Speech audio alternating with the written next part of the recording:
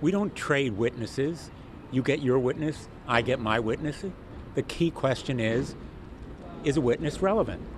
Do they have admissible information? Do they have eyes and ears on something that is germane and relevant to the trial? That's the criterion. That should be it. The Republicans have the power to call anybody they want. They can call 15 witnesses tomorrow if they can get 51 votes. The question should be, will they support witnesses who really have something relevant to say? Nobody could be more relevant and important than John Bolton and Mick Mulvaney, as well as Robert Blair and Mike Duffy. They have eyes and ears on the president. Senator, earlier today on Twitter, a Trump campaign official identified the alleged whistleblower. If someone tried to do that in the Senate, would you guys have recourse to kind of ask Chief Justice Roberts to step in and penalize that action? I think a disclosure of the whistleblower's identity would raise legal issues, although on the floor of the Senate there would be some degree of immunity. Certainly under our ethics rules, there would be potential consequences, and I would ask the Chief Justice to immediately intervene and perhaps apply sanctions. It would be unprecedented, but it would be unprecedented for anyone to disclose the identity of a whistleblower on the floor of the Senate. I don't anticipate any of my colleagues will do so. Senator, have you spoken to any of your Democratic colleagues who remain undecided on the final vote and are maybe considering acquittal? You know, I'll be absolutely blunt with you. I'm listening. I think the evidence for impeachment is overwhelming.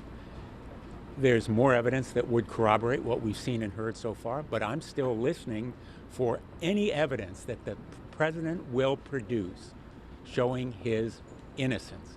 Anything that exonerates him, anything that's exculpatory, I'm hoping he will bring it forth. And he will bring it forth in witnesses or documents. Witnesses that can be cross-examined, documents in black and white that we can see, just like any other trial. So if my colleagues are still listening, that's a good thing. That's our obligation.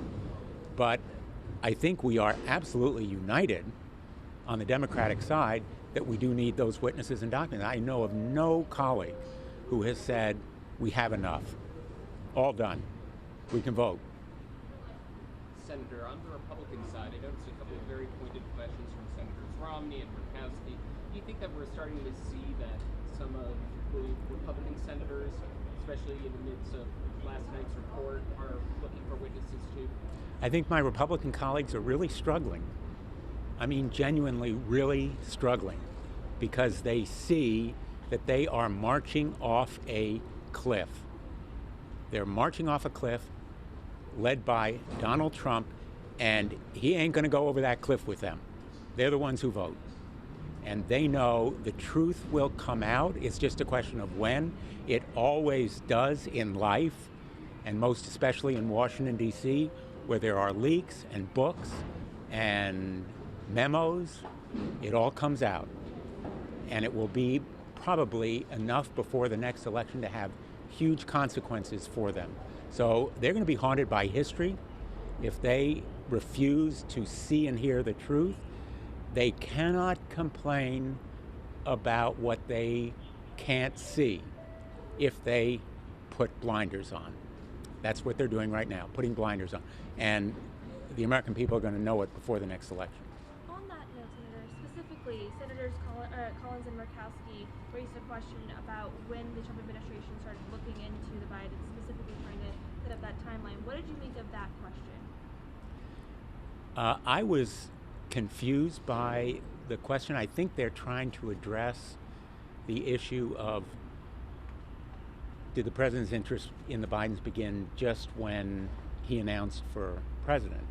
But I'll tell you, as a former United States attorney and a state attorney general, I'll tell you what one of the most profoundly meaningful facts to come out in this trial so far is for me. The Department of Justice, our chief law enforcement agency, either declined or was never asked to look into the Bidens.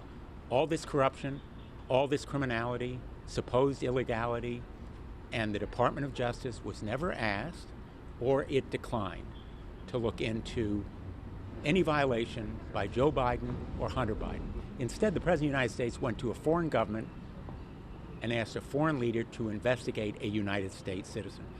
That shocks me. Is that something you'd be willing to submit as a question to the president's legal team? Well, we have limited amounts of time. It may well be a question that we submit. Why did it happen in the way? Why did the Department of Justice reject it? I've asked for the documents that reflect the Department of Justice either being consulted or rejecting the request. And if there are no documents, then we need to know that as well. But this is a really important point for the American people to understand. For any citizen to think that the President of the United States is going to go to a foreign government and ask that foreign leader to investigate a U.S. citizen and try to smear them, I think raises profound questions, and I think it's one of the most telling and important facts in this trial so far.